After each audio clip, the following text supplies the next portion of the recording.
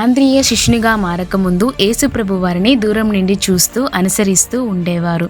అయితే యేసుప్రభు వారి 40 దినాల శోధన కాలమైన తర్వాత పేతురు ఆంద్రియ పిలుపును తన వెంట పట్టుకొని కనానులోని ఒక వివాహమునకు వెళ్ళారు. ఆ పెళ్లి విందులో నీళ్లను ద్రాక్షరసంగా మార్చిన మొదటి అద్భుతము ఆంద్రియ, పేతురు వీళ్ళందరూ కూడా కనులారా చూచారు. ఆ తర్వాత వారు ఆయనతో గలిలయకును యెరూషలేమునకు వచ్చారు. యెరూషలేములో ప్రభువు వారి దేవాలయము శుద్ధీకరణ కార్యక్రమమును చూచారు. ఆ తర్వాత వారు గలిలయకు తిరిగి వచ్చి ఎవరి పని వారు చేసుకునేందుకు వెళ్ళారు. వీరు జాలరులు కాబట్టి చేపలు పడుతూ ఉండేవారు. అయితే ఒక దినమున యేసుప్రభు వారు గలిలయ తీర ప్రాంతమునందు ఆంద్రేను, పేతురును కనుగొన్నారు. ప్రభువు వారిని చూచి, నన్ను వెంబడించుడి, నేను మిమ్మును మనుషులు పట్టు జాలర్లుగా చేసేదనని చెప్పిన తర్వాత వారు ఆ మాటలకు ప్రభావితులై యేసు ప్రభు శిష్యులుగా మారారు.